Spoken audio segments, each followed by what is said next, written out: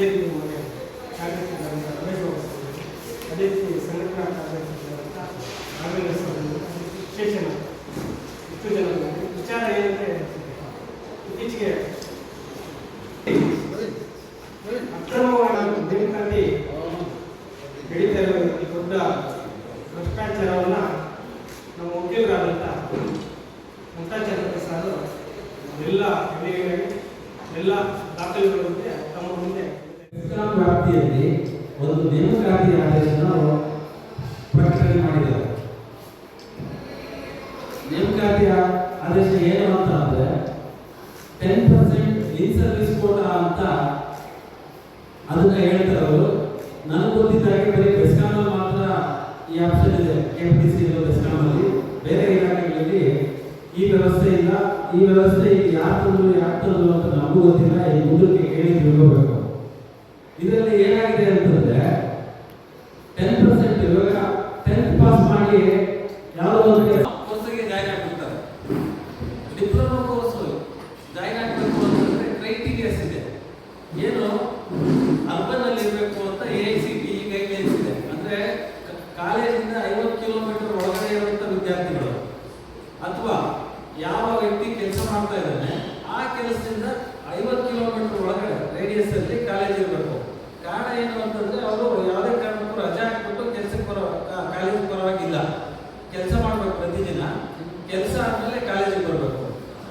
ಇವರು ಇಲ್ಲಿ ಏನಾಗಿದೆ, ಬಂದು ಇಲ್ಲಿ ಸೇರ್ಕೊಳ್ಳುವಂಥವ್ರು ಲೈನ್ಮನ್ಗಳಾಗಿ, ಅಸಿಸ್ಟೆಂಟ್ಗಳಾಗಿ ಅಥವಾ ಗ್ರೂಪ್ ಡಿ ಆಗಿ ಸೇರ್ಕೊಂಡಿರ್ತಾರೆ.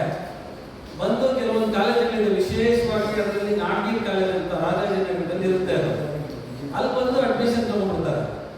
ಇವರು ಕೆಲವು ಹೆಸರುಗಳನ್ನ ನಾನು ಹೇಳ್ತೀನಿ. ಅವರೆಲ್ಲನೂ ಕಾಲೇಜಿಗೆ ಅಡ್ಮಿಷನ್ ಆಗಕ್ಕೆ ಅಥವಾ ಅಪ್ಲಿಕೇಶನ್ ಹಾಕಕ್ಕೆ ಅನರ್ಹರು. ಆದರೆ ಅವ್ರದ್ದು ಪರ್ಸೆಂಟೇಜ್ 95%, 98% ತಗೋತಾರೆ. ನಾವೆಲ್ಲ ಓದಿರ್ತೀವಿ, ನಾವೆಲ್ಲ ಡಿಗ್ರಿ ಮಾಡಿದ್ದೀವಿ, LLB ಮಾಡಿದ್ದೀವಿ. ನಾವೆಲ್ಲ 50-60% ಕಾಲೇಜುಗಳಿಗೆ ರೆಗ್ಯುಲರ್ ಆಗಿ ಓದೋವಾಗಲೇ ಡಿಪ್ಲೊಮಾ ಆಗಲಿ, ಇಂಜಿನಿಯರಿಂಗ್ ಆಗಲಿ ರ್ಯಾಂಕ್ಗಳು ಸಹ 85-90% ಅಷ್ಟೇ ತಗೊಂಡಿರ್ತಾರೆ BE-ಗಳಲ್ಲಿ. ಅದರಲ್ಲಿ 98, 97, 95%. ಆ ನಾಡ್ಗಿರ್ ಕಾಲೇಜಲ್ಲಿ ಸಿಗಾಡ್ಕೊಂಡು ಆ ಎಕ್ಸಾಮ್ ನಡೆಯುವಂಥ ದಿವಸನೇ ಫೋನ್ ಪೇಗಳು ಮಾಡಿರ್ತಾರೆ ಸ್ಟೂಡೆಂಟ್ಸು. ಅದೆಲ್ಲಾನು ವಿಚಾರಿಸಿ ತನಿಖೆ ಮಾಡಿದವಾಗ ಅಲ್ಲಿರುವಂಥ ಸ್ಟಾಫ್ ಏನು ಹೇಳ್ತಾರೆ ಅಂದರೆ, ನಾವು ಸಾಲದ ರೂಪದಲ್ಲಿ ತಗೊಂಡಿದ್ದೀವಿ ಅಂತ ಹೇಳಿ ಹೇಳಿಕೆ ಕೊಟ್ಟಿದ್ದಾರೆ.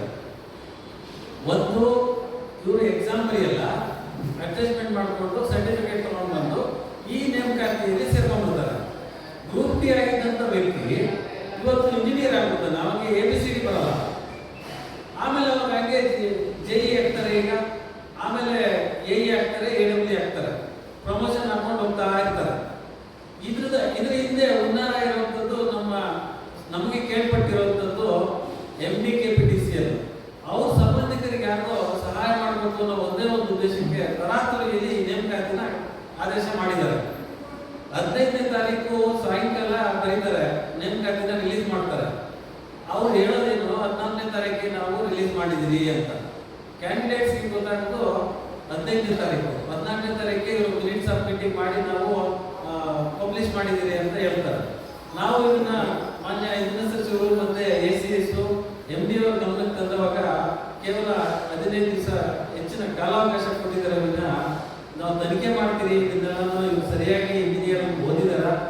ಆಗ ಈ ಸುರೇಶ್ ಕೇಳಿ ಅನ್ನುವಂಥ ವ್ಯಕ್ತಿ ಹಿಂದೆನೇ ಕಂಪ್ಲೇಂಟ್ ಕೊಟ್ಟಿದ್ದಾರೆ, ಇಲ್ಲೆಲ್ಲ ಅಕ್ರಮ ನಡೆದು ತಗ್ಲಾಕೊಂಡಿದ್ದಾರೆ, ತನಿಖೆ ಮಾಡಿ ಅಂತ.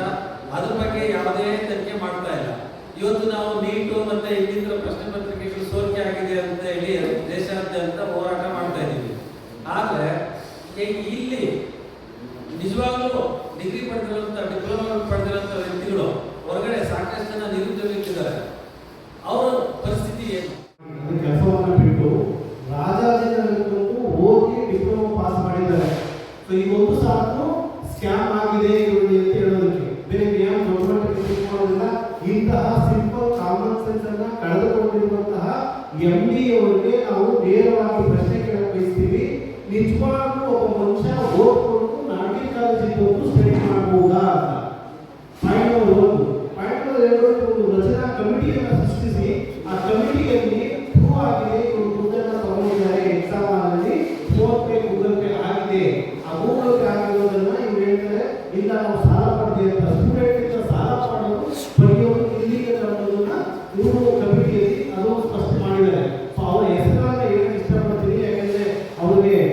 ಒಂದು ರೆಸ್ಪೆಕ್ಟ್ಫುಲ್ ಆಗಿರ್ತಾವಂತ ಪಾಪಣ್ಣ ಅಂತ ಮುರಳಿ, ಅವಿನಾಶ್ ರೆಡ್ಡಿ, ಶಿವರೆಡ್ಡಿ, ಶಂಕರ್ ಹಲ್ವ, ರಜನಿ PS, ಅಜಿತ್ ಕುಮಾರ್ ಇವರೆಲ್ಲ north Indians, Chetan Reddy north Horappa ಮತ್ತೆ ಸಿದ್ದಪ್ಪ ಕುಮಾರಿ, ಆಮೇಲೆ ಶಿವಾಜಿ AS.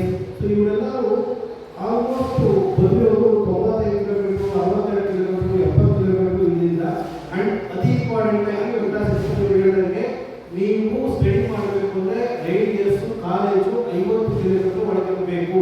ಯಾಕೆಂದ್ರೆ ನೀವು ಕೆಲಸ ಮಾಡ್ತಾ ಇರ್ತೀರಿ, ಈವ್ನಿಂಗ್ ಕಾಲೇಜ್ ಹೋಗ್ಬೇಕು ಅಂದ್ರೆ ನೀವು ಹೋಗಿ ಬರೋ ತರ ಆಗಬೇಕು, ಸ್ಟಡಿ ಮಾಡ್ತಾ ಇರೋ ತರ ಇರಬೇಕು. ಈ ಎರಡನ್ನು ನಾವು ಹೋಗೋ ಸಾಧ್ಯತೆ ಇಲ್ಲ. ಹೋಗಿ 95% 95% ತೆಗೆದಿದ್ದಾರೆ ಅಂತಂದ್ರೆ ಇದು ಗಿನ್ನಿಸ್ ರೆಕಾರ್ಡ್ ಆಗಬೇಕು. ದುರದೃಷ್ಟ ಇವರಿಗೆ ಜೈ ಪೋಸ್ಟ್ ಅನ್ನು ಕೊಡ್ತಾ ಇದೆ ಸರ್ಕಾರ. ಇಂತಹ ಜೈಗಳು ಏನು MD ಬರೀಬಹುದು, ಏನು ನಮ್ಮ ಸಮಾಜವನ್ನು ಉದ್ಧಾರ ಮಾಡಬಹುದು, ಇಲ್ಲಿ ಎಷ್ಟು ಮಟ್ಟಿಗೆ ಬೆಸ್ಕಾಂ ಅಥವಾ KPTC ಇನ್ನು ದೊಡ್ಡ ಮಟ್ಟಿಗೆ ಇಂಪ್ರೂವ್ ಆಗುತ್ತೆ ಅಂತ ವೀಕ್ಷಕರು ಹಾಗೂ ಜನರು ನೋಡಿ ನಿರ್ಧಾರ ಮಾಡಿ ಸರ್ಕಾರ ನಿಜವಾಗ್ಲೂ ನಾಚಿಕೆ ಆಗಬೇಕು. ಇಂತಹ ಅಧಿಸೂಚನೆಗಳನ್ನ ಈಗಲಾದರೂ ಗೆಲ್ಲಿಸಿಲ್ಲ ಅಂತಂದ್ರೆ ನಾವು ಪ್ರತಿಭಟನೆ ಮಾಡೋ ಸೆಕೆಂಡ್ರಿ ಪ್ರೈಮರಿ ಅಂಶದಲ್ಲಿ ನಾವು ಹೇಳ್ತಾ ಇದ್ದೀವಿ ನೋಡ್ರಿ, ಇದು ಶೇಮ್ಫುಲ್ ಆಕ್ಟ್ ಅಂತ. ಇದನ್ನ ಬಿಟ್ಟು ಏನಾದರೂ ಅಧಿಸೂಚನೆಯನ್ನ ಮಾಡಿ ಇವ್ರನ್ನ ನಿಜವಾಗ್ಲೂ ನೇಮಕಾತಿ ಮಾಡಿದ್ರೆ ನಮ್ಮ ಸರ್ಕಾರದಲ್ಲಿ